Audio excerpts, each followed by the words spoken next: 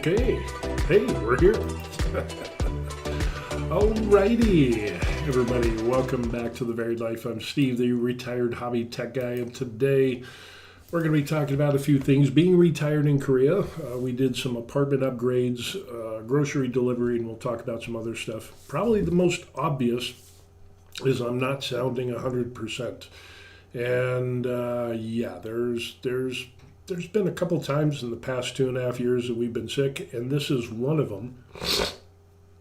And unfortunately, it hit us pretty hard. It hit the wife harder than it did me, but still kind of knocked us down a lot. And to the point of where we had to go to a Korean medical clinic, a local clinic nearby. We ended up getting an IV with like vitamin C and some other stuff and some immuno whatever acids, and they do the kind of like the custom IVs that you get in the United States that are like a couple of $100 or whatever. Yeah, it's dirt cheap over here. So we got that, and then we also got some medication to run through for congestion. Felt like somebody hit me in every joint with a sledgehammer. So yeah, that was kind of interesting. But we're going to talk about the apartment upgrades, kind of go over some of that and show you what's been going on, and just kind of, hang out a little bit. I'm probably about 80% better, but my voice yesterday was better than what it is today. So I'm not sure what's going on with that. So anyway, let's jump right into kind of the upgrades. We're going to have some video of what we ended up doing. So let's take a look. This is on our kitchen cabinets. Okay. Alrighty, a little bit of a construction zone here. And what they're ended up doing, as you can see, they're putting up and replacing the green, 1970s green, with the same bit of material that we use for the lower. So yeah, this should be good. So this will definitely make things a lot brighter, and that's what the wife wanted. So yeah, we're gonna run with that. And yeah, so basically we got the guy, he ended up just finished kind of doing the outside and then the inside where the refrigerator was at, and then getting the trim on here. So doing all the detail work, so making sure that it's nice and flush and everything, and that everything is good. And then I imagine he's going to continue on and do all the outside, and then after that he's going to run through and start doing all the doors. So yeah, that's what we got going on. Fun stuff. So yeah, a little bit of the mess here. He should be finished up by today. That's the plan, do a one-day thing. So in the next video, we'll show you how this all turned out. Yeah, so yeah, a lot of stuff that we ended up doing. Actually, prior to that, we had the lower cabinets it's kind of like contact paper or whatever. So they have like the base cabinet, and then what they'll end up doing is coming in and you can get whatever colors that you want. And kind of the thing now is to have brighter kitchens because it looks nicer. You know, the whole duotone coloring that we had, so it had like green cabinets, and then the base was like a wood looking type of thing, and then of course you have the dark brown granite countertop type thing.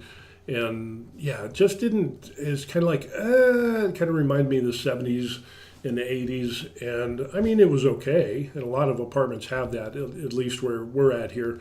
That's how they were built. But and in all honesty, I mean, we didn't need the contact paper, but you know, the wife wanted to change it and make things a little bit better. So we did the first part. We had two guys come in, and they did the bottom cabinets, and that only took about 4 hours. And then the second time, when the upper cabinets and all that other stuff, there was just one guy, and it ended up like about 7 hours, 6-7 hours. Yeah, it was about 7 hours. So it was a full day. So we just kind of hung around the house and stuff like that. And then, as you could see, there was kind of a little bit of a mess going on, which was kind of not really a big deal. But we weren't feeling too well, so both of us just kind of went to our rooms and closed the door and just kind of hibernate away as the guy was working, and he did a real good job.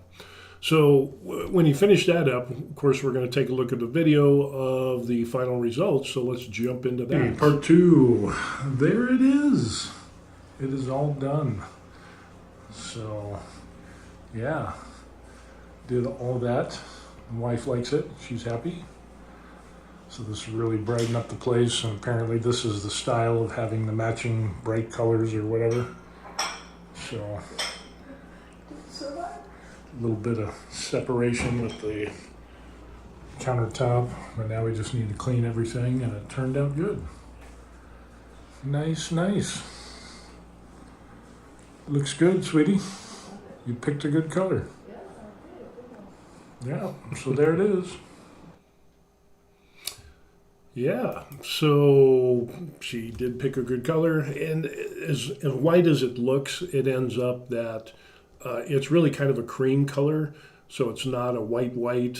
It's kind of like a little bit of a cream, so you get a little bit of a different color, and that kind of matched better with the countertop and, of course, the backsplash tile and all that stuff. So I think it turned out really good. At least we like it. So, I don't know.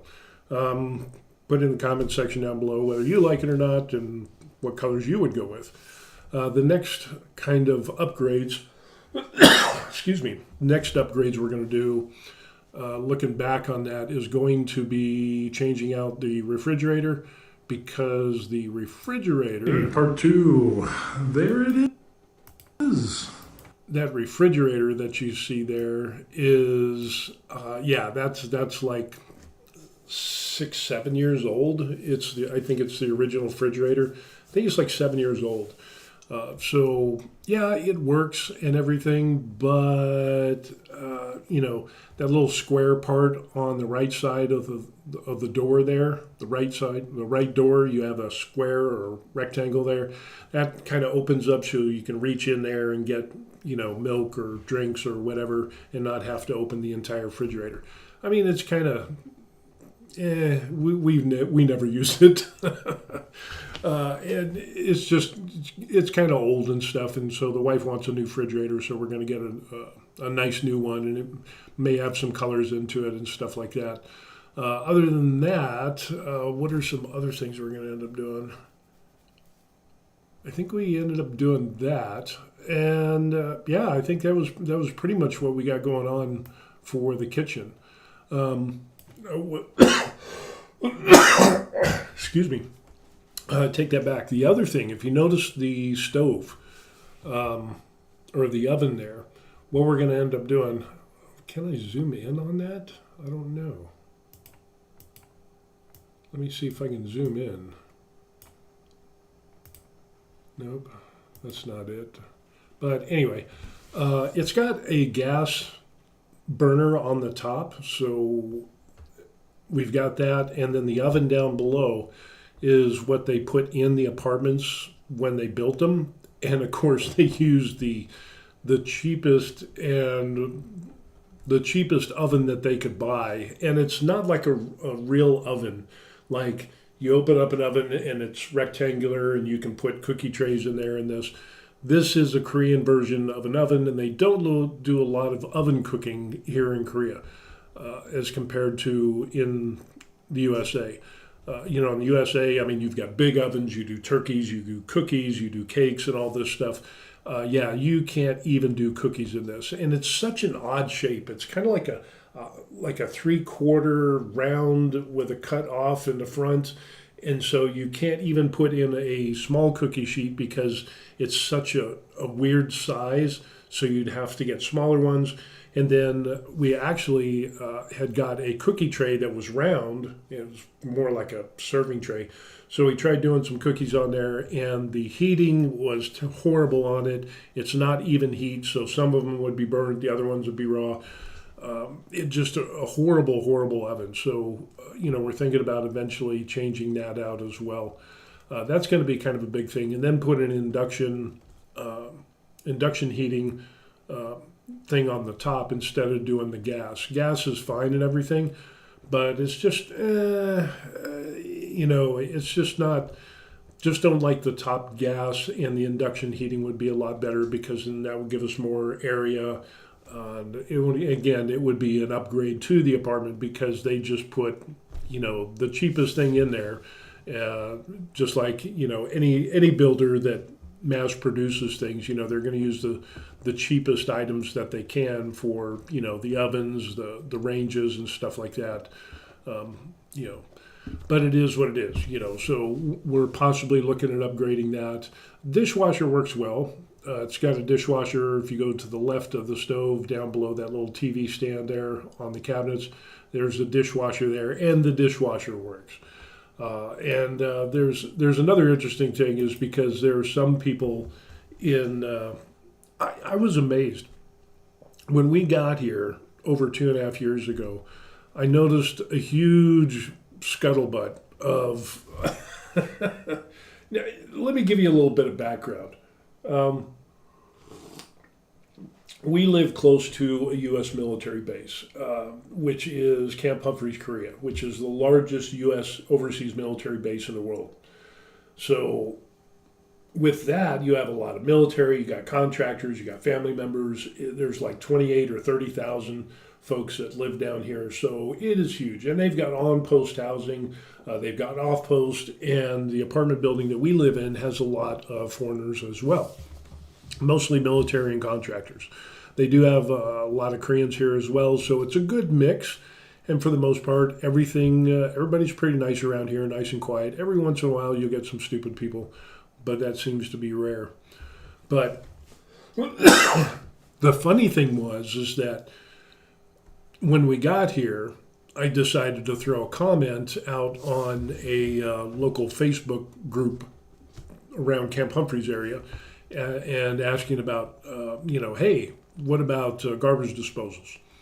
And if anybody had bought a garbage disposal, and if they had somebody to come install it, or what it was. I'm used to going to Home Depot and buying everything and doing everything myself, but they don't have Home Depots here. They don't have Lowe's, and buying all the tools, it's just not a thing because I buy all the tools and use it once, and then what do I do? I'd rather pay somebody to do it. I'm retired. Hell, that's what retired people do, right? So anyway, it was like I killed babies. I kid you not. It was like I killed babies. I had people, family members, military family members that have been here a couple of years, and they're like, how dare you? You can't have a garbage disposal. You need to put the food stuff in bags, and it's illegal. And then they went into this diatribe on how the Korean sewer systems are so outdated. They can't handle crushed food with a... Seriously? It was like, who do these people think they are? I mean, they live in Korea for a year, maybe 2 years or something like that, and they think that they know everything about Korea. I had people tell me it was illegal to have a garbage disposal in Korea because the sewer systems couldn't handle, the garbage disposal when you grind stuff up and having it going down into this. Somebody ended up saying that it affects the drinking water, so that's why they don't allow garbage disposals in Korea. And I'm like, what the hell happened? I mean, I know I'd been away from Korea for a while, but I also spent a lot of time in Korea. And I'm like, yeah, I've seen garbage disposals in Korea. So I'm not, were they outlawed recently? I'm thinking, I doubt it, but, there's a possibility. Let me check.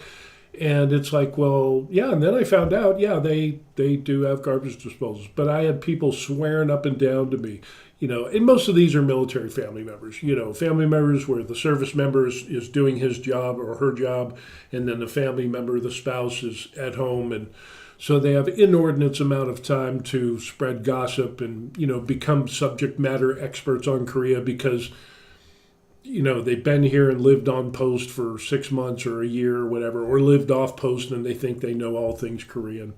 It's just hilarious.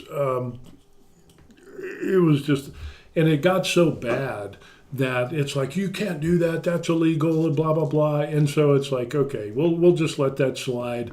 And then yeah, it ended up that yeah, they do garbage disposals, and more people are getting garbage disposals here in Korea because your food waste goes into a bag, and then you take that bag. It's usually an orange bag, and then you tie it up. You put it in your freezer and freeze it because you wait for the bag to get full, and then you go take it down to the food recycling. So they'll take that and they'll give that to farmers and stuff like that. It can only be edible food. Excuse me.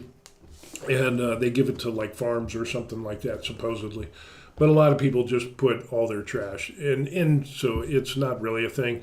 But garbage disposals, yeah, it's the same garbage disposal. I had somebody telling me, came back. I said, hey, back to that thread, and I said, hey, I ended up finding a garbage disposal, got it installed, everything's good to go, and they're like, how dare you? And it's like, no, they thought like I had somehow gotten an American garbage disposal and I was breaking the Korean law by putting it into a Korean apartment. People were mad at me and it's, oh, you better check with your landlord before you do that. And it's like, hello, I bought my apartment. It's mine. I am the landlord. I'm the owner. And it took to the point of me having to post the picture of the box of the garbage disposal in Korean that had Korean labeling and everything because people didn't believe that Koreans sold garbage disposals. I was amazed. This kind of goes on with the people who said that foreigners can't buy property in Korea, and it's like I bought this place. What do you mean they can't buy? I just did. So much misinformation. And then the the other one, the other stuff. I know we're kind of going on a rant here about tipping. It was amazing because I remember there's a few conversations on the Camp Humphrey support group family page or whatever it is. Excuse me. And then the whole thing was about tipping, and apparently the younger generation, this spouse who had way too much time on her hands, decided to take up the role of being the social justice warrior for waitresses and servers and saying, we need to tip and give them money. And it's like, you don't understand Korean law at all. Tipping is not a thing in Korea. Let me see if I can bring up my notes on that. Tips. No, that wasn't it. Tips. No, that wasn't it. That wasn't it. Yeah. So anyway, the whole thing is that they were talking about, we need to do tipping in here in Korea, and what is it? No, that's not it. Oh, I thought I saved that. I had a whole thing written up, and I guess anyway. But it ends up that talking about tipping and that you need to tip your servers and waitresses and things like that because they don't get paid enough. And it's like, no, actually, they do here in Korea. They get paid a wage. Tipping in the United States is very different than tipping in Korea because tipping in Korea is generally not a thing. The majority of places don't accept tips. And if they do, there's some tax considerations. It has to be reported, and there's a lot more paperwork involved.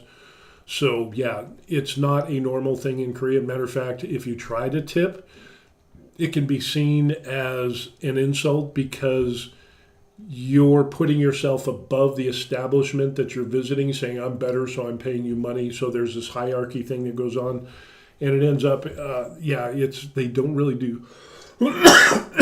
They don't really do tipping in Korea. Now, around the military bases, what you'll end up seeing is you'll see the fast food places that cater to GIs and their families, and they have tip jars and things like that. And not saying that they can do that if they want, but if you go outside the realm, like in normal Korean restaurants and things like that, you will not see tip jars. It is very rare. Matter of fact, all of the Korean restaurants that I've been to that don't cater towards American service members and their families, things like that, normal restaurants for Koreans, they don't have tip jars. They don't take tips, and they pay their staff appropriately. Excuse me.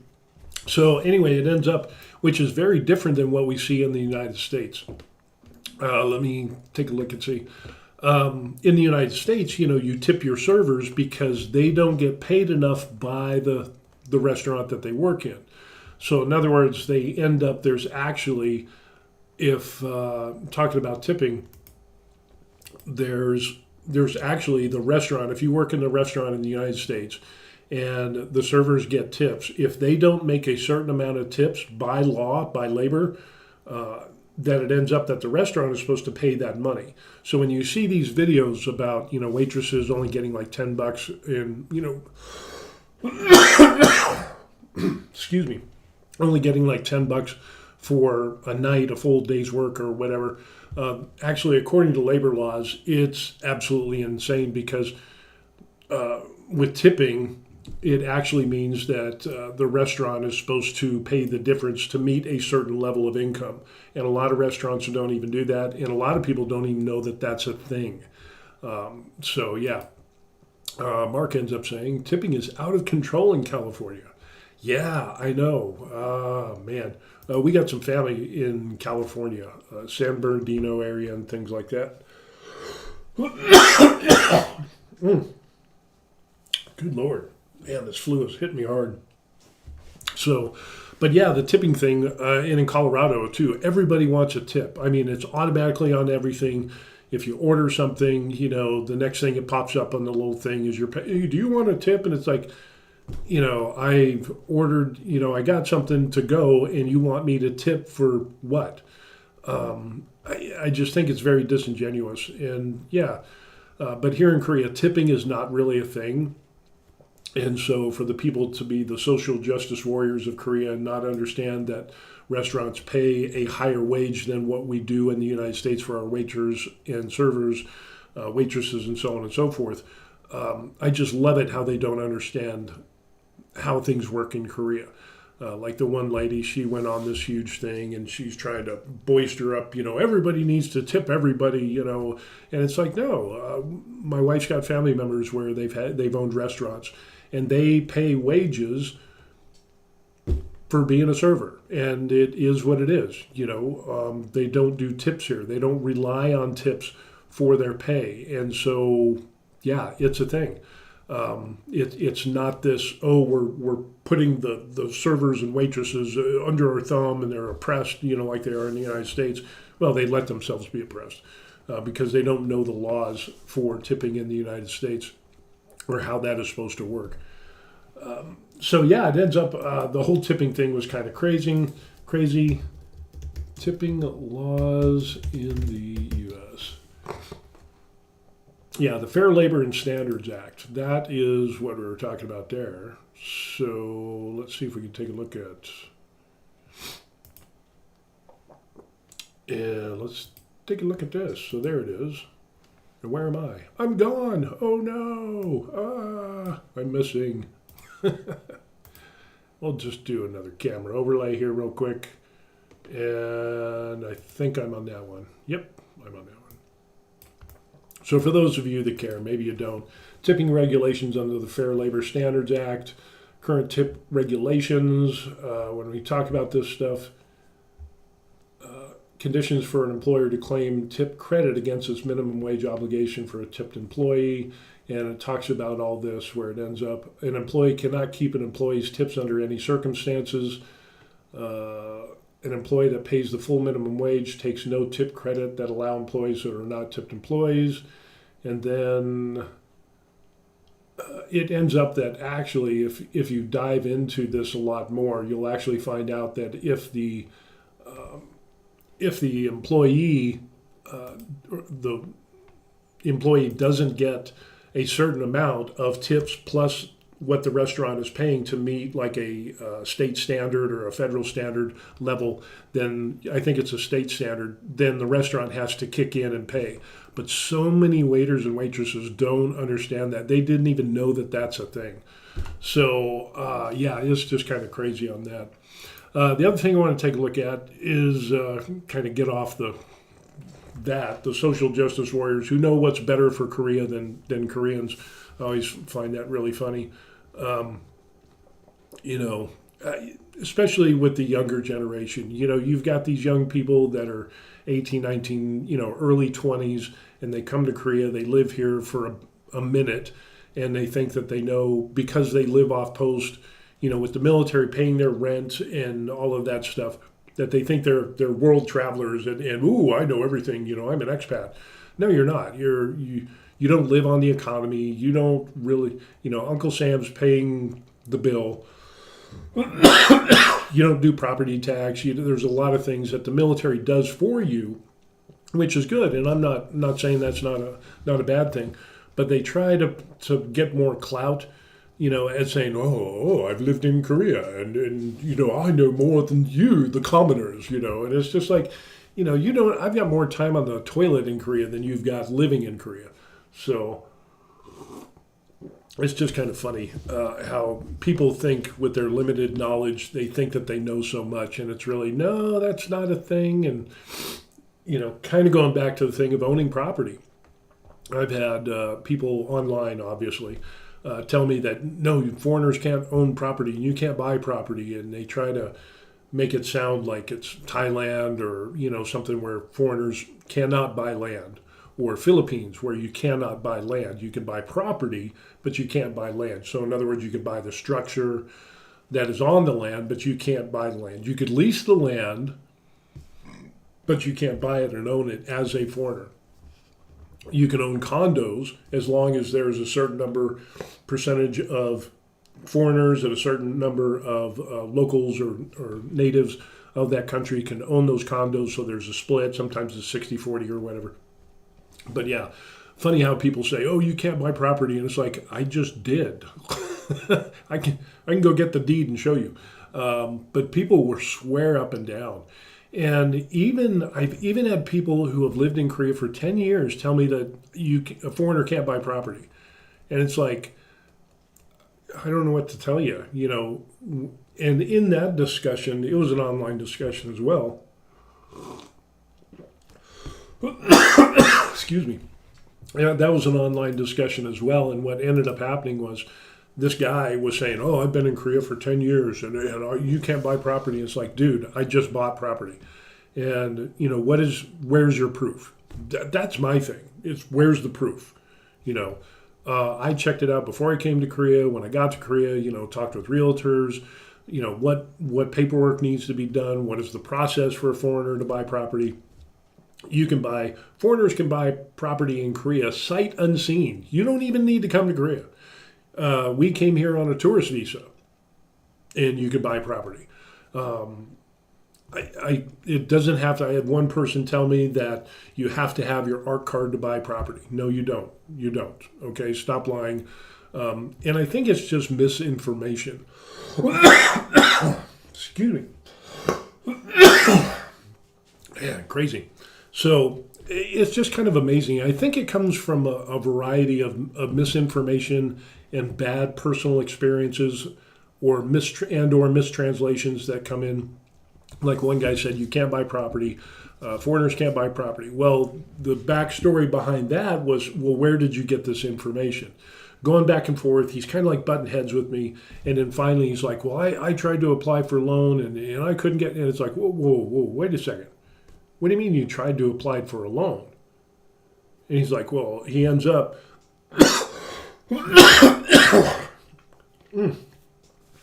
excuse me. So anyway, long story short, he didn't buy a property. He didn't buy the apartment like I did with cash. He was trying to get financing through a Korean bank, and you're still going to have to do that debt to income ratio. They're going to look at your financials to see how much money you have, how much you have in savings, how much you have coming in. They're going to look at your tax returns, and for whatever reason, they didn't approve his loan. So they said, no, you can't buy property. So he took that as saying that foreigners can't buy property in Korea, when actually it was just yeah, it's you just didn't qualify for the loan, thus you couldn't buy. You could still buy property if you had the money, but you just didn't qualify for financing, so you can't buy property. So yeah, it ends up that was kind of weird. Let's go. Let's look at get off of that and get on to the grocery delivery. A lot of people were asking about how the rumor is you can get anything delivered in Korea, and that's absolutely true. We got our car delivered to us. We went online. I forget the name of the app that we ended up using, a Korean app. It's kind of like Carvana or whatever. You look online, you pick up a car, you pick a car, they deliver it, you test drive it for 3 days to see if it was okay. We ended up taking it to two different mechanics to get their assessment on it. Ends up it was a great car. That's the Sonata that we have. And so we purchased that. And if you want to keep it, you keep it. And if you don't, somebody will come and pick up the car. And I think there was a very small fee, kind of like a restocking fee or whatever. But they come and get the car, and boom, then you can look and find for another car. So yeah, they delivered the car to our apartment, and handed us the keys. Here you go. And it's like, wow, that's kind of cool. Car was in immaculate condition. It was actually an old rental, and I wouldn't say old rental, but it was a rental. One person had rented it, and so it was kind of a lease thing. And it was immaculate condition. So it was the Hyundai Sonata. I forget which year it is. And I want to say it was like 10 grand. I think we ended up. I can't remember for the life of me, I can't remember the year. But it had a few years on it. But the condition that the car was in when we took it to two separate mechanics, we took it to a Hyundai dealer to have them go over it, and then we took it to a third-party mechanic that the wife's family has and knows and trusts very well. And so we took it to both of them. And he said, yeah, this is an excellent deal for the price that you're getting. Would jump on it. It is in really good condition. Whoever had it, they took good care of it. So, yeah. But I think it came out to like 10 grand. And so it was kind of a good deal. And it worked out well for us. And we still got it. So, we go and we get our oil changed. We get all that and make sure we do the maintenance on it. And it's been a great, great vehicle. Mark's got a question. It says, how come you don't see many old cars in Korea? Well, part of that, it depends on where you are in Korea. I've noticed that in the smaller cities and towns, you'll see older vehicles, but when you get to the bigger cities, you won't see as many older ones, and especially in Seoul, you'll still see a smattering of older vehicles, but Koreans are really keeping up with the Joneses, and I guess you call it keeping up with the Kims. Really big on material things. They got to have the new clothes, they got to have the new shirts and watches, the new phones, the new cars. It's really a materialistic type of society, even to the point of where you are judged by the clothes you wear, the clothes that your children wear, and the car that you drive, and so on and so forth. Even the town or city that you live in holds a social status. So if you're in a smaller town or city versus a bigger one that is newer and more improved, that can be a bragging point. And so people will, it's so odd. And, in the United States, like, I care less, who cares? But there is that kind of thing. So people will upgrade their phones, they'll upgrade their cars. We've known some people who have upgraded their vehicle 2 times in a year because they wanted to keep up with the Kims. And so that's, that's why a lot of Koreans are in debt. it just is what it is. So anyway, that's what we ended up seeing there. Let's take a look at, what was it? Oh, we ordered stuff from Coupang, which is, there's an app on the phone and stuff that you can put on your phone. It's kind of like Amazon. Excuse me. Jeez. Might have to go back to the doc. Well, I got to take my meds today, too. So anyway, kind of like Amazon grocery shopping or whatever, where you can pick out what you want from the grocery store. They package it up and they deliver it. They can do the same thing here in Korea. So what we'll do is we'll take a look at that because the wife ordered.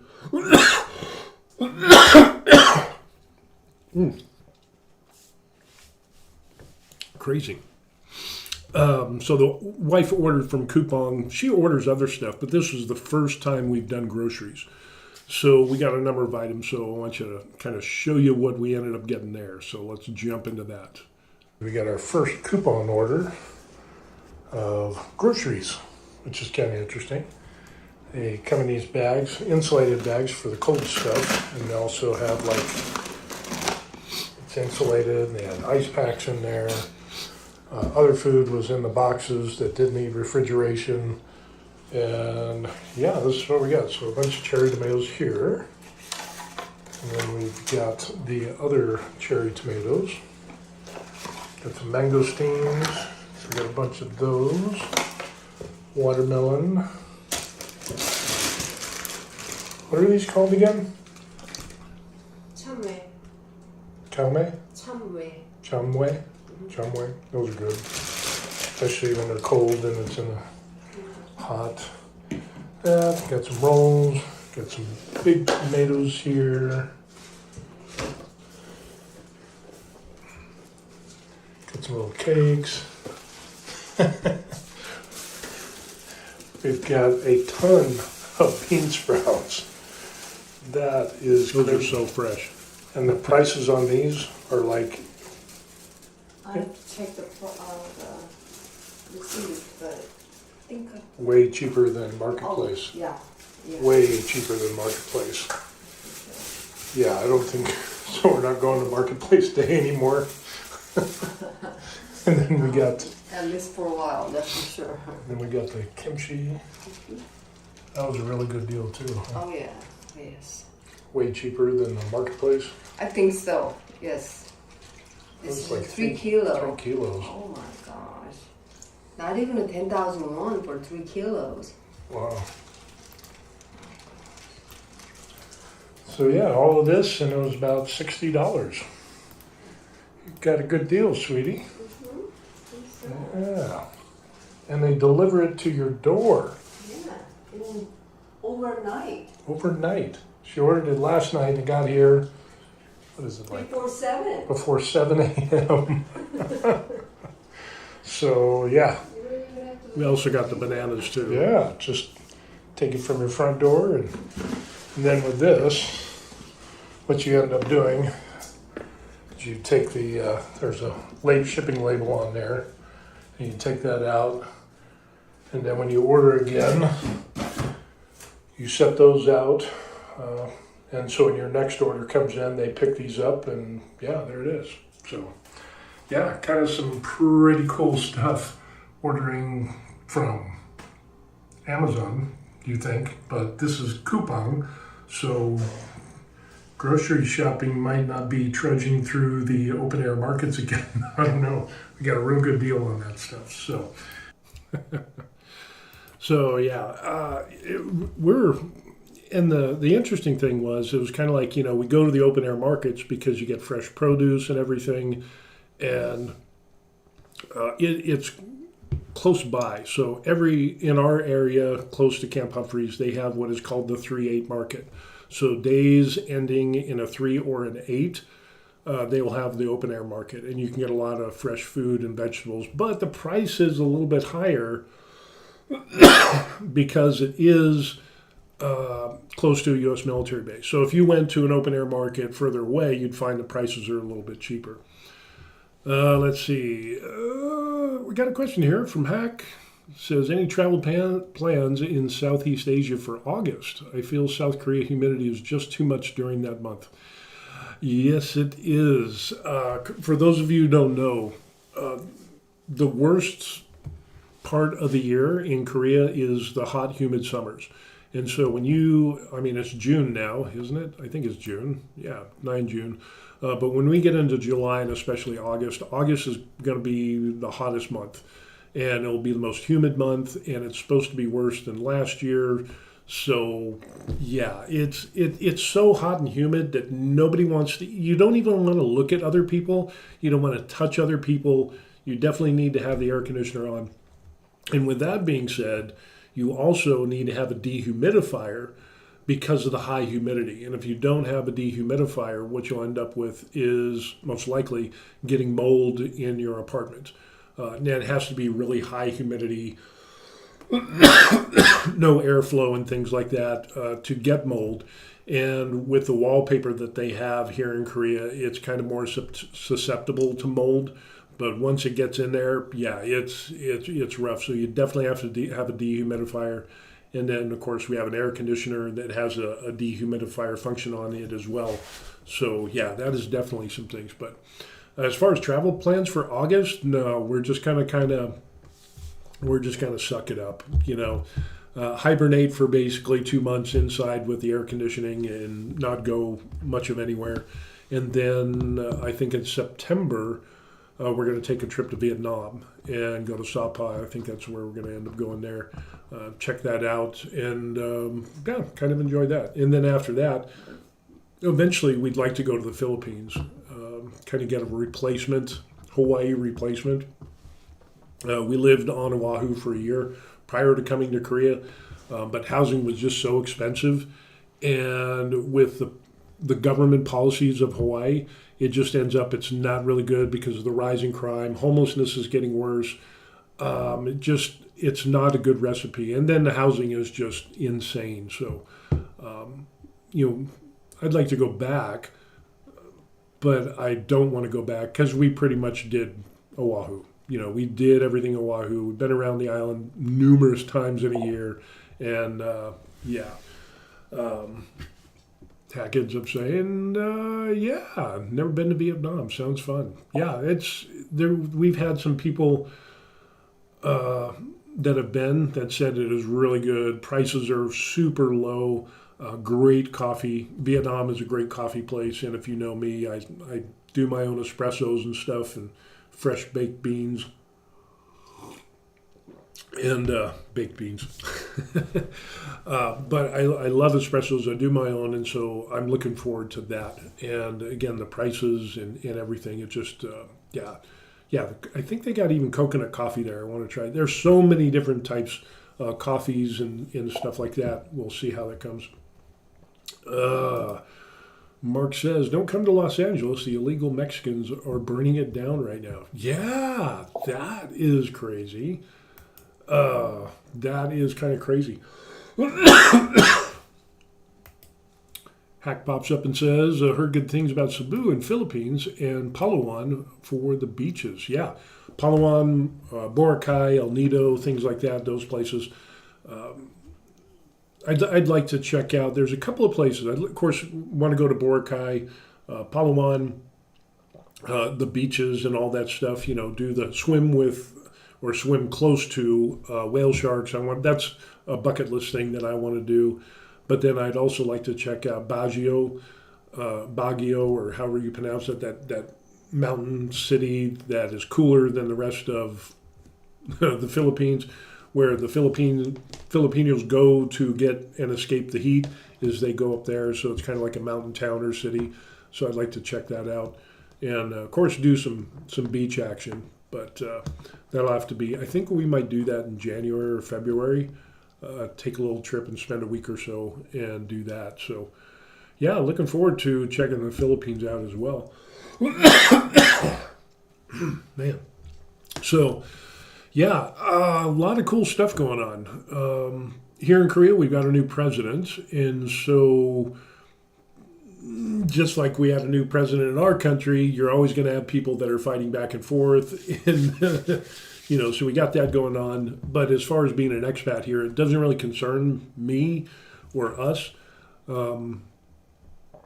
because we don't vote. We can't vote. We're not permanent residents. I mean, we're residents, but we don't have the right to vote yet. And so it's not, not my monkey, not my circus type of thing. But it is a consideration.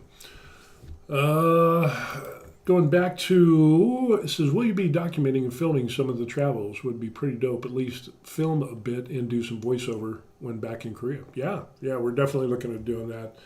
And that's the cool thing is, I'll probably kind of do the same thing.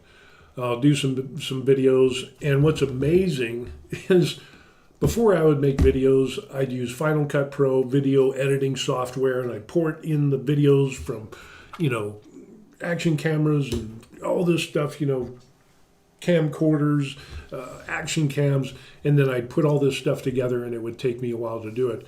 But it's amazing. There's apps now on the phone that I can do basically the same thing. And so, we're really looking forward to, especially when we go to Sapa, I want to get some videos, not only for our own recollection, but to share with what we saw and what we did and things like that when we do our travels there. So, yeah, definitely, that's a good idea. I appreciate that, yeah. At least we're on the right track. Somebody was asking earlier how much 10,000 won was here in Korea. So let me pull that up. 10,000 won and divide that. I think it's like 13.80 is the exchange rate or somewhere around there. So it's about $7.25 is 10,000 won. And so I think for our grocery haul was 13.80. So it's about $43. So for all the groceries, we paid like $43, $45, including the delivery fee. So, food is pretty good, but food prices have gone up here in Korea, but it's still a pretty good deal. And what I've heard about Philippines, definitely Vietnam, it is so much cheaper. So yeah, we're looking forward to that. And of course, a lot of good food, trying different things. So that'll be an interesting little thing that we do there. Yeah, excuse me. But yeah, looking forward to Vietnam. That'll be interesting. Can I get a weather update? I'm going to Korea Saturday. All right. Let's see. Let's pull this up. See what we got for weather in our area. And you're going to be Saturday. So currently, let me see if I can pull up the weather. Do I even have a weather app? Pretty sure I do somewhere. Where?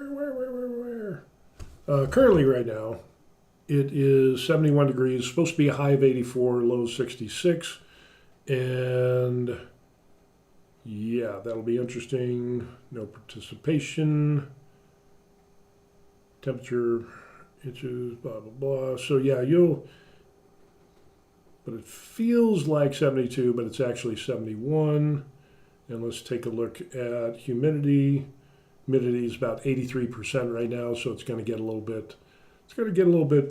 But when we look at the rest of the week and say, oh, you're going to get some rain there, bud. Let's see if we can. Oh, seriously, there we go.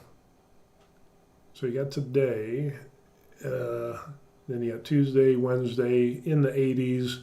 And then Friday, Saturday, Sunday, Monday, Tuesday, supposed to get rain. Wow, a lot of rain. Wow, 1, 2, 3, 4, 5 days of rain. But you're still going to end up, in the high 70s, low 80s. That's a lot of rain. So, yeah, that'll be fun for you. Yeah. Good thing is it's not too crazy for the rain here in Korea. But yeah, you'll definitely. Mark's like, yeah.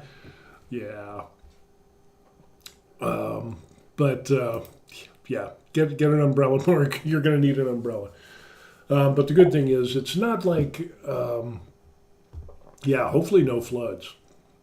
Yeah, and that's definitely a thing in Korea. If you get a lot of rain, you'll find out there will be some flooding. And I remember being stationed here when I was up north, close to the DMZ, and they had rain and flooding, and it was like the worst in 100 years or whatever. And the place that we lived in off post, when we came back, there was water marks about 4 feet high on the walls. So they actually had to evacuate everybody, and of course, being military and my wife, and that's when my daughter was, man, she was tiny. I think she was a toddler or whatever. But yeah, they had to evacuate the military and their family members, and had to go to higher ground. And when we came back, it was, yeah, flooding was terrible. And there's, it's not fun, not fun. So yeah, that's why I like the high apartments. You know, whenever, even when we bought our apartment here, that was the thing, was to look at a map of the topology and to see, you know, are we in high ground or are we in a bowl? Is all the water going to flow to here? We've experienced some floods in our time, in our personal properties and things like that. And, you know, living off post in the military, experienced some floods. So yeah, that's kind of a thing we look out for. But yeah, hopefully no floods. But they've gotten better over time of redirecting waters and things like that. And so it shouldn't be too bad. But that, you know, 5 days of rain, that's going to be a lot of rain. So I'm not gonna paint a rosy picture for you. It's going to be wet. But with that said, there have been times where they said, yeah, it's going to rain, and then you get there and there's next to nothing. So even the weather people end up having their off days. So hopefully it won't be that bad for Mark. Mark, where are you going to be going when you get to Korea? Let's see. Hack ends up saying, maybe check for a 2 or 3 day trip to Jeju, whether can be different there from time to time. Yeah, that's absolutely true. Oh, old fashioned oatmeal pops up. He remembers. I remember landmines being washed away in '98. Yes, up on the DMZ and things like that. And yeah, that's kind of a problem up on the DMZ. Let's see. Mark ends up saying, I will be in Myeongdong the first week and then Hongdae the second week. Oh, okay, so you're going down to Busan. We actually, earlier, we had went down to Hongdae. Of course, we went to the other beach as well down there. And it's two different vibes for Hyundai and what is the other beach? Hyundai or whatever. But if you notice, if you've been to both of those, you'll notice that there's a different vibe in each of those places, and it kind of, there's a younger vibe, and then there's seems a little older and outdated vibe, but it's on the beach, and it's kind of, you get that beach vibe, which I kind of like. So, and it's generally cooler, sometimes because of the ocean breezes, but then other times not so much. It'll get hot and humid, and kind of like you see in other coastal areas. So yeah, some fun stuff going to be interesting coming up during this summer. Summer is supposed to be really, according to the wife who saw the Korean news, saying this year is going to be hotter and more humid, and it's probably going to be a little bit longer than usual. So, excuse me, that's why we're going to end up in September. It should cool down by then. But we figured, hey, we'll just take a trip in September. We'll go to Vietnam, check that out. We'll go to Sapa. And then after that, we'll be here for October, November, December, January. February, it's still pretty cold. I don't mind cold weather. I run hot anyway. And then, maybe January, February, we'll go to the Philippines or something like that. Definitely need to take more trips. Cleanup must have been a nightmare. Yeah, floods and landmines and all of that stuff. Yeah, that can be rough. Or if you're talking about when we were up north by the DMZ, when I was stationed at Camp Pelham and / Camp Garryowen, yeah, coming back to our place and seeing the watermarks on the wall 4 feet high, it was like, okay, but our landlord was actually North Korean. yeah, it talk about weird. Because when I ended up coming back to Korea, and then I ended up getting sent, up north. It was like, oh crap, here we go. But I was able to get permission to live off post because I do a good job at my job, and so the commander's like, oh okay, signed it, and I'm good to go. The majority of people weren't able to do that, but I always seemed to have some favor in that I would do my job really well. But our landlord was actually North Korean, and it was weird because as we're looking for a place, and the place that we got was like the ceiling was low. I had to like duck my head, and it was, my wife could walk in there. She's like 5'3", but I couldn't. I had to bend over, and it was just a small rinky-dink place, but it's all we could afford. And but it ends up, it's like the landlord's talking to the wife, and I'm just like, I can't pick out the words. It is like a totally, how there's different accents, like you get Pusan accent, Seoul, or different accents within Korea. And I'm like, this doesn't sound right. This sounds very northern, let's put. And it ends up that he was actually North Korean. And that at the time of the Korean War, he had came down here,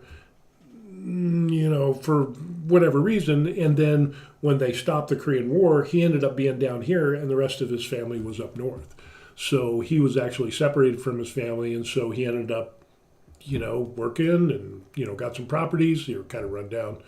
But yeah, he was North Korean and had the North Korean accent, and it was like, even the wife was trying to have a hard time to understand him at times.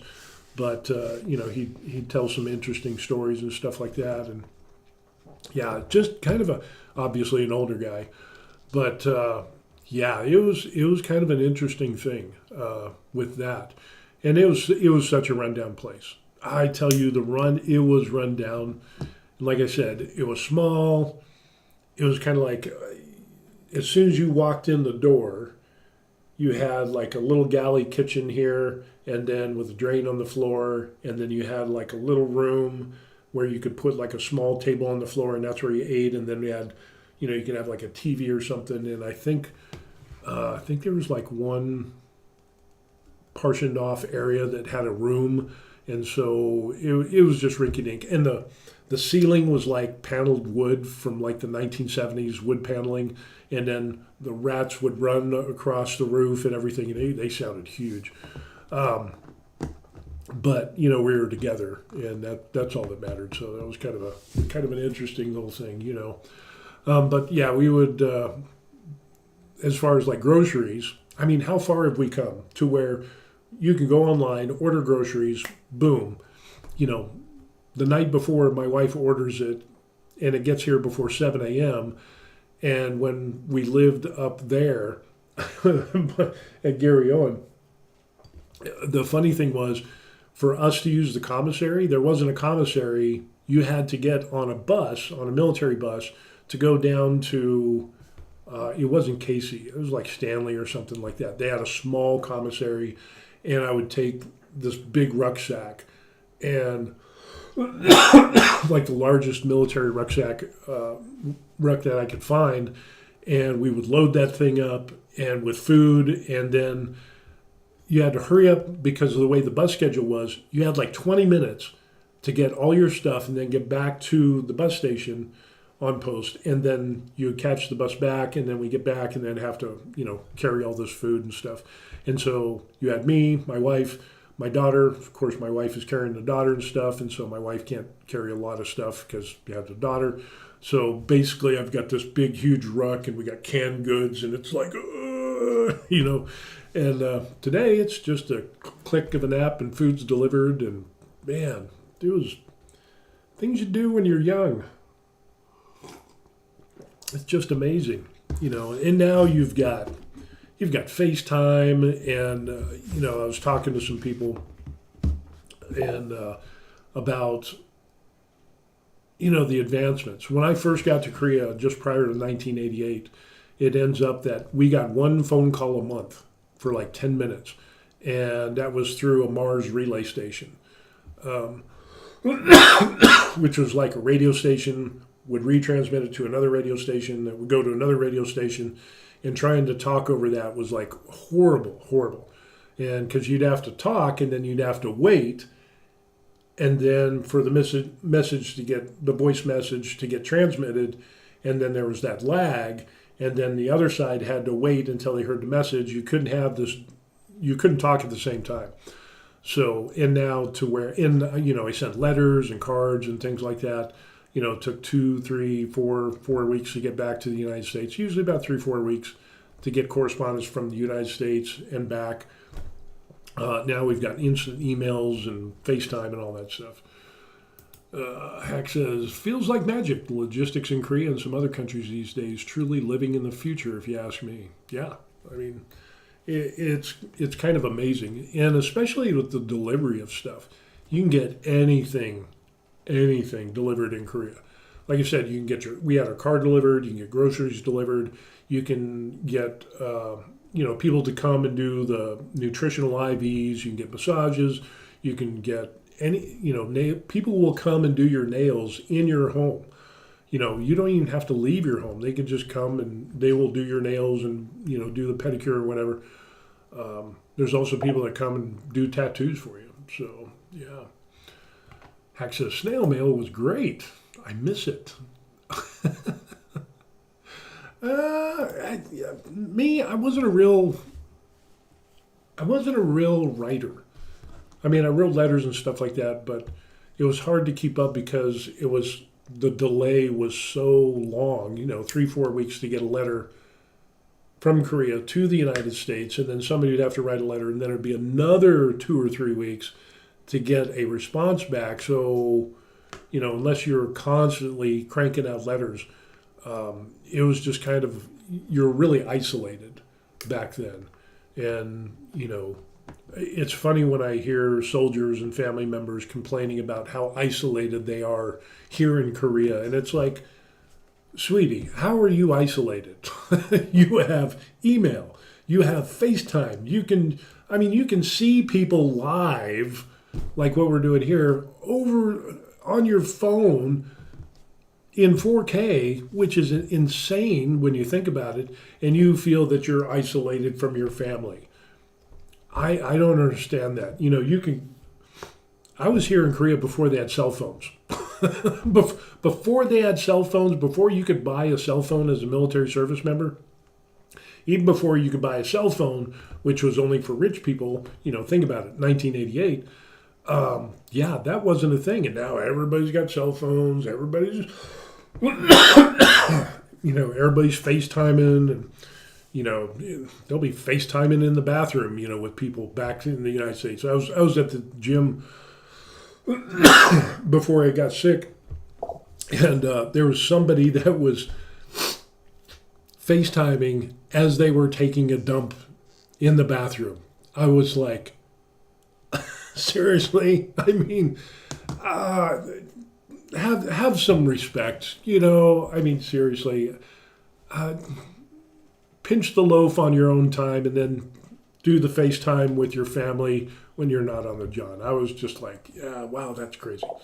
So, yeah. And Old Fashioned ends up saying, today your email inbox is jammed with spam. That's true. That is true. And I got Gmail, so they don't, you get tons of spam on that stuff. But, it's still amazing to think that we went from sending a letter, taking it 3 or 4 weeks to get to the recipient, to now I can send an email, I can send videos, entire movies, and do FaceTime live in high def immediately over the internet. And it just, those two contrasts are just, it's just amazing on how far we come. And then the other thing that comes with that is how we've gotten so used to that we don't appreciate it. We've got our daughter and she's got a special someone, and they're like, oh, it's hard and blah blah blah, long distance relationship, and it's like, you don't really know what a long distance relationship is until you have to just use the mail, wait 3 or 4 weeks to get the mail and then write and then send it another 3 or 4 weeks for that person to get it. That's a long distance relationship. Now it's just like, it could be like, hey, ding, how you doing? Oh, hey, blah, blah, blah. And you're talking on your phone, FaceTime, you can see the person. It's just like, oh, yeah, it's so hard.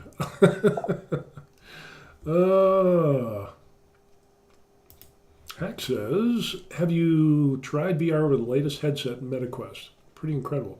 No, I haven't.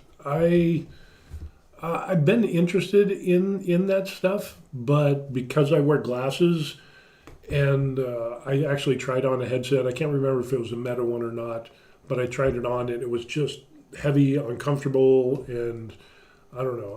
I'm waiting for the next gen where it has like the heads-up display put on. I think they're getting closer. They're doing stuff like that.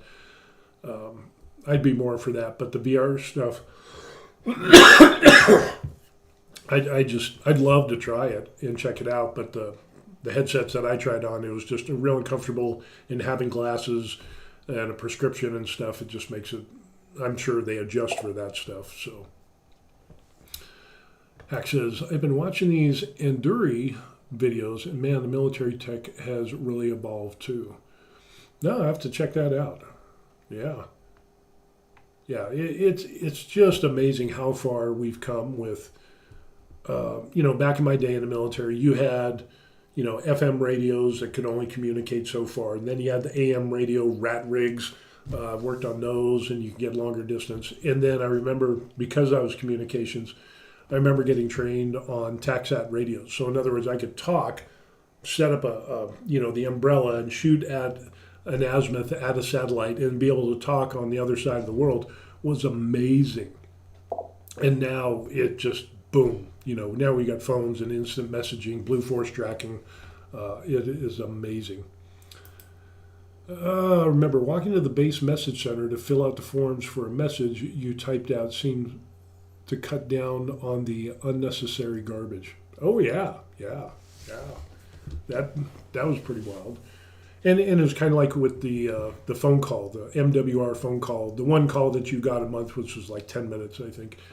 And you really had to condense down what you wanted to talk about. It wasn't like, being on FaceTime, for an hour, 2 hours, 3 hours, until your phone goes dead, FaceTiming somebody. It's like you had to be succinct in what you wanted to say and so on and so forth. So here's the link just in case.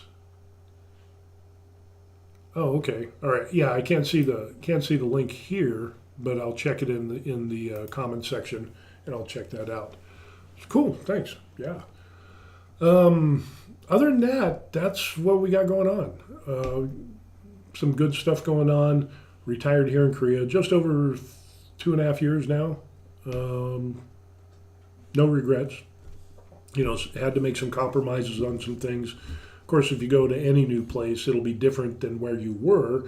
So there'll be some compromises, but for the most part, yeah, we don't regret retiring here. And I got my hobbies, and I got more crap than what I need. I'm kind of the high maintenance person, so my wife, she's awesome, but it ends up I'm the high maintenance person, so I got to have something to do. And even though I retired early, I still got to be busy. Like I said, we go to the gym, 3 or 4 days a week. I got my hobbies. I make videos, doing all kinds of stuff. I'm doing some writing, but I kind of like a squirrel. It's like, we'll go do this over here. And that's, wait a second, I'm going to do this over here. And then you see all the stuff in the background. I've got the Hulk back there. You can see the Hulk right there. And then I got a number of other figures that I'm going to be painting. So I got this guy here. And then I did some other printing out, a 3D printing. And then, here's another guy that I just finished up printing. So he 3D printed this guy on an FDM printer, so he came out pretty good. Just ended up doing some primer filler coats on this. So painting this should be interesting. So we got that guy. And then I've got a number of miniatures. Like for example, the smaller miniatures, where I'm ending up painting and kind of doing some stuff there. Trying to practice some painting stuff. So, which is kind of funny. You know, you got the big muscular guy hunched over with a tiny paintbrush and yeah, Warhammer. Yeah, Warhammer. Definitely got some Warhammer stuff. I don't play Warhammer, but I've got a number of figures over there because I needed something to do, and I saw some Warhammer figures. Bought them. Ended up painting the models that you can put together.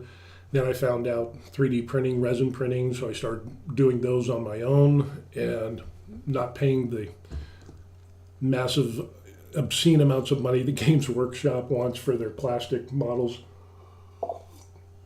and that.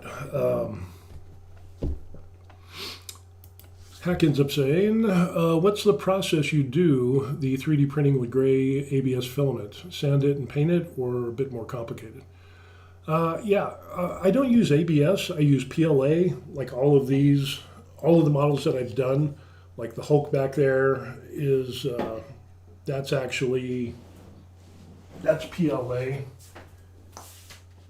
And this was actually done in white. And what I ended up doing is getting some filler and primer. So it was a gray color, so that's why it ends up being the gray look. But yeah, this is going to be insane. So this is turned out really good, smoothed out really well. There's still a couple areas that I might have to add some filler to. But I think for the most part, he's going to be pretty much done, and I'm going to paint him up. So it'll turn out really good. But it depends on how much you want to do and how clean you want it. I mean, I could go overboard with this and like wet sand this, paint it again, wet sand it. I'm not into that. I think I've got like 2 or 3 coats of primer filler on this, and then I pretty much just call it good.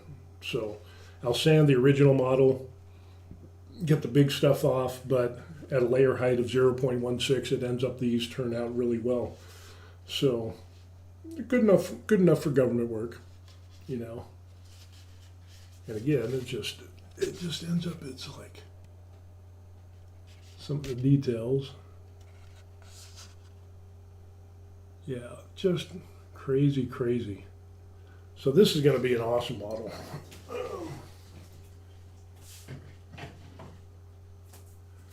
And that's one of the bigger ones. But eventually the goal is to do that Hulk 5 feet high.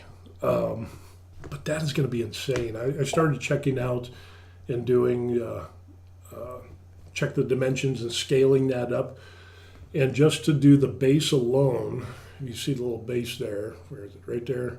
The base alone for that, it would be, how many hours?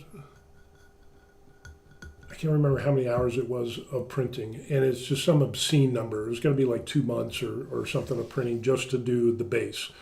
And then a hell of a lot of filament. So I need to make a decision on which one I'm going to do. Either I'm going to do the Hulk or I'm going to do Warhammer. So yeah, we'll see how that goes. Game Shop really be ripping people off, applying the razor Gillette blade scams to the hobby. Gillette blades. Yeah, the whole Games Workshop thing. I mean, I remember Warhammer. It was way back in my day when I was younger. I never got into it, but I heard about it. But then the prices for everything has just exploded and got absolutely insane. And it's just, I don't know, trying to be affordable and trying to have a community, and basically you're pricing people out of the hobby itself, because those things to play and to build your armies, the bigger they are, and some of the larger characters and even the smaller ones, I mean, you can spend $60, $70 for 3 individual characters. That's insanely stupid. You know, plastic sprue, and especially when you got resin printing, which I can crank out my own in no time. Uh, yeah, I think Games Workshop needs to get into resin printing and offer that as an alternative. You know, sell their own copyrighted stuff as resin prints, but they don't want to do that because then people will be trading their files and everything, and I don't know. They severely overcharge everybody, and yeah, but oh well, it is what it is. But as far as FDM printing, it turns out pretty good. You know, especially with the smaller layer heights and things like that.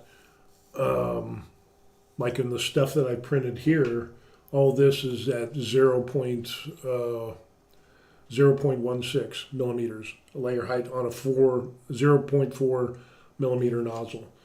But I could go down to a 0.2 nozzle and then get down to like, I think 0.8 millimeters as far as layer height.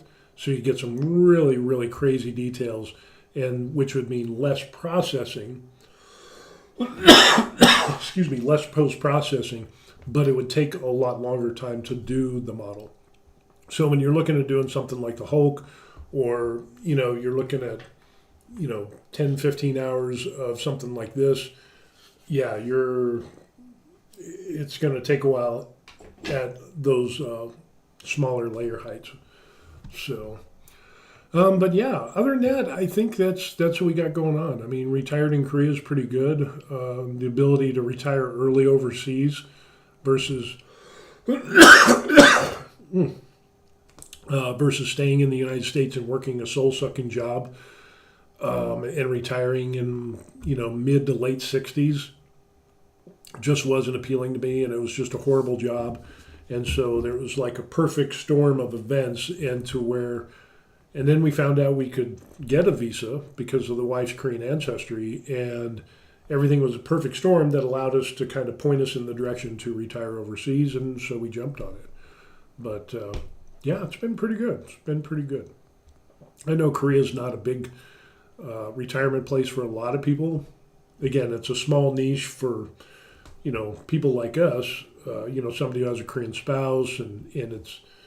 We've helped a number of people come over here and shared our videos and stuff like that, and you know, had lunch with some folks that came over and you know, have some coffee or whatever. It's kind of a fun thing, and so far all the people that have come over here have enjoyed it. So, but then, you know, they're all adults and they make their own decisions. You know, don't do anything because I said so or because, you know, we enjoy it doesn't mean that you could enjoy it. You know. Everybody's grown up and make their own decisions. So you're going to, you know, Lord forbid, we might leave Korea. I don't know. Maybe we'll get fed up with whatever's going on, and maybe I'm not going to go back to the States. I don't think I'll ever go back to live. There's maybe one instance in which I might go back to the United States, but that would have to be an emergency situation. But the chances of that happening is like slim to none.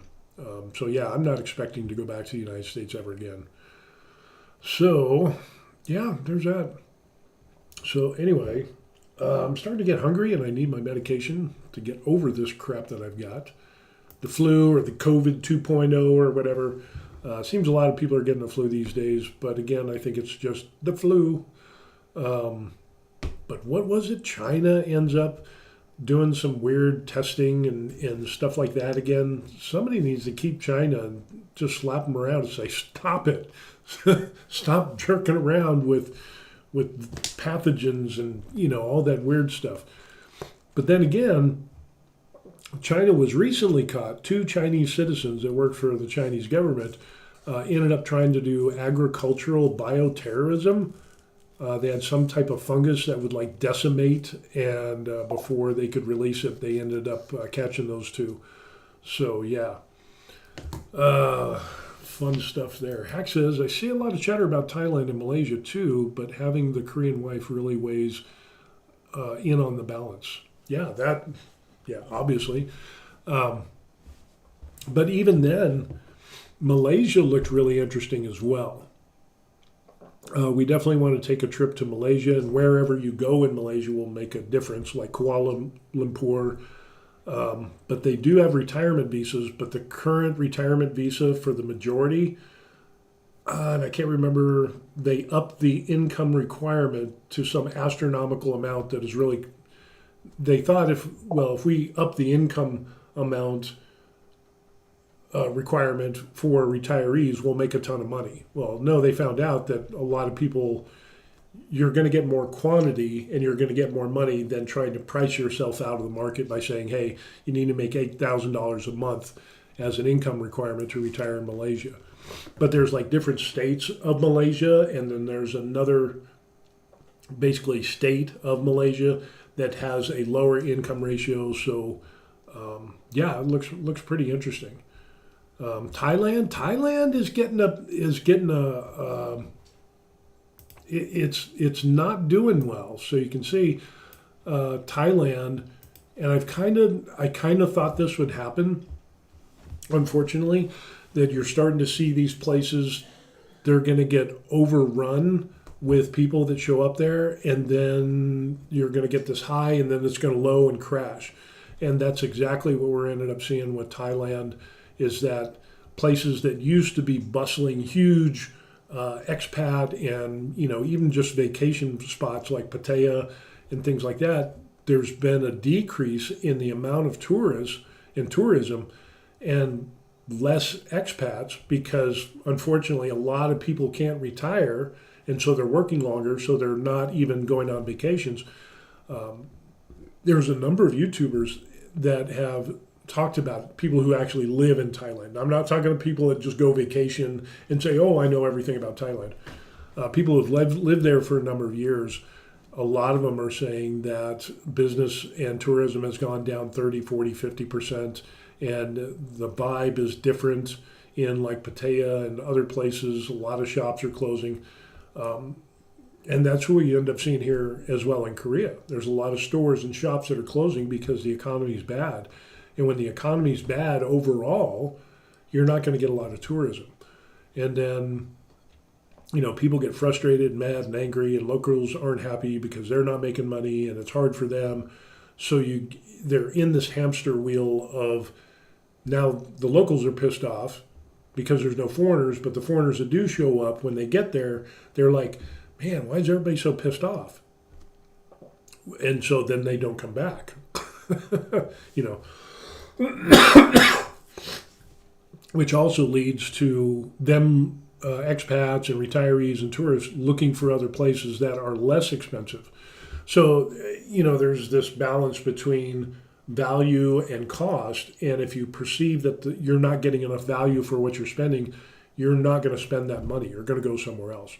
And so that's why you see places like Malaysia. That's why you see places like Vietnam. There's more and more people going to those areas because they're getting more for their money. They're getting more value for their dollars, and so that's where they're going. So, but I don't think Vietnam has a retirement visa.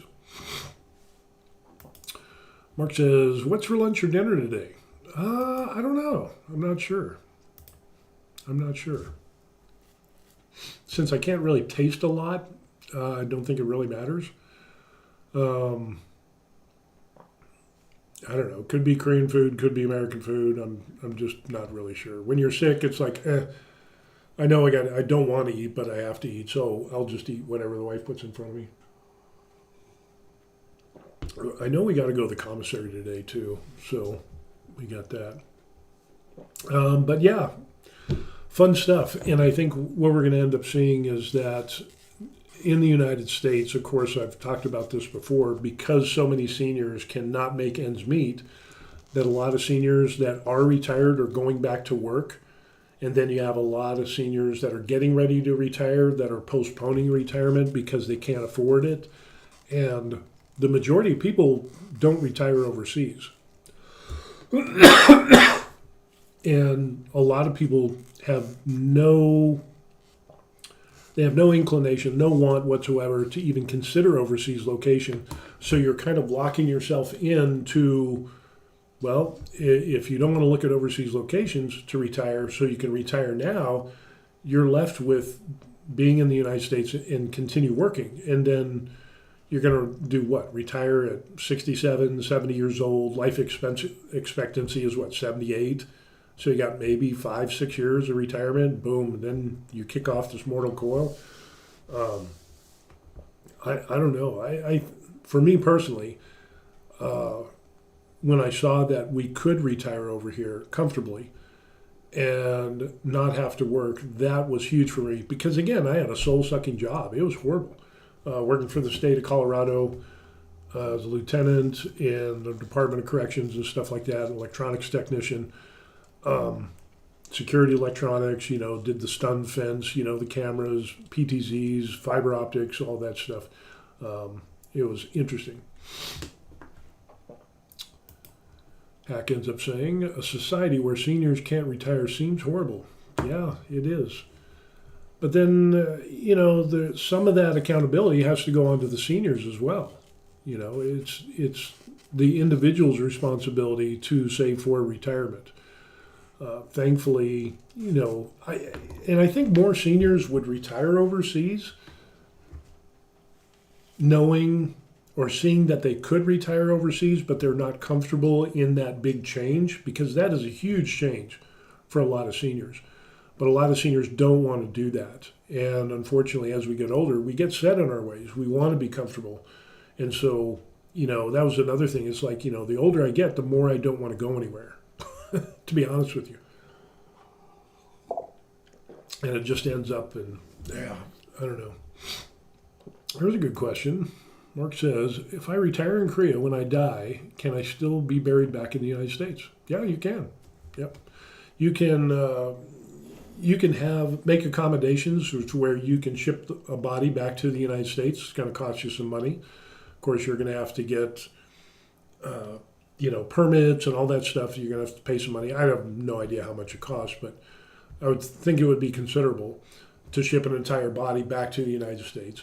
Of course, you could minimize that by being cremated and then have your remains sent, or delivered to the United States. Personally, I don't care. I'm like, if I'm dead, I'm dead. I don't care where my body goes. And that's actually what I told my wife, is that if I go, my plan is to die at 85 in my bed asleep. But if for some reason I die before then, just cremate me, take me out somewhere to wherever you want, spread my ashes in the mountains or the beaches, the water, river. I don't really care. It could be on the side of the road for all I care. Sounds heartless, doesn't it? But for me, I don't really care. And but then again, I don't have family back in the United States that I would want to do that. So there could be a big difference between me and Mark. If Mark, if you have family and loved ones and stuff like that, then that's you can ship a body back to the United States. You can ship cremated remains back to the United States. So it just has to take a little digging to do that. But for me, I'm just like, I'm here, I'm done. Whatever the wife wants to do, that's up to her. So we'll see what happens. Maybe that garbage disposal thing. That went dark quick, huh? Don't put cremated remains in the garbage disposal, okay? Don't do it. Somebody will get mad. But that's that dark military humor. But the end of life thing, that's, end of life is one thing, because, you talk about life insurance, you talk about end of life care, it's fine to say, well, if I die, what's going to happen? Well, just cremate me and do whatever. I don't care. But what happens about if you have a heart attack or a stroke? Is there home care? Things like that. As I'm coughing. Is there home care for seniors and assisted living care in Korea? Yeah, there is, but it's a little expensive. And then again, a lot of it's in Korean. So, what do you do with that? I don't know. That's another thing of taking a look at the Philippines, because that and Thailand has some good senior care and stuff like that. So we'll see. Got a question. When will be the next stream? We'll ask you about these and Drill Industries clips, or if you have time to watch one now and tell me how you find it. It's probably going to be later. I'll check it out and see what it's all about, and then maybe I'll talk about it on a next stream. I'm not sure when that'll be, but usually it's around the same time. But usually Monday, Wednesday, Friday, Korea time, we go to the gym. Tuesday and Thursdays, but today I'm not going to the gym because we're sick, and I'm going to take a couple extra days off to try to get over this and not infect other people. So, but yeah, that would be. Matter of fact, let me. Since you brought that up, what I'll do is I'll type that in. Anduri Industries. Transforming U.S. and allied military capabilities with advanced technology, autonomous systems, blah, blah, blah, blah. Force protection, command and control, mission autonomy, counter UAS, counter intrusion, maritime counter intrusion. Oh, okay, yeah. So it's kind of like okay, yeah. That looks interesting. I don't know if I do a huge video on it. Counter surveillance, detection, drones, autonomous air vehicles, stuff like that. Yeah, I mean, that's some cool stuff. Submarines, all that stuff. Yeah. Kind of some interesting stuff, and I've actually here in Korea, I've actually seen drones, U.S. drones, land on the military base and take off. So yeah, there are some. It's kind of wild to see a drone, but I've seen a number of them since I've been here. But yeah, that'd be some interesting stuff to be abreast of. So.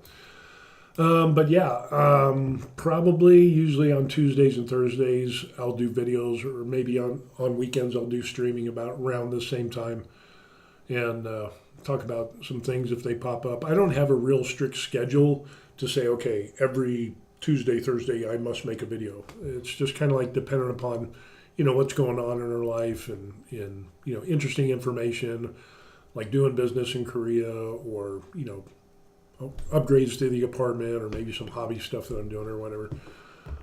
Just some ranting, because when you're old, you rant. So you just got to like and subscribe, and that way you can stay abreast of those things.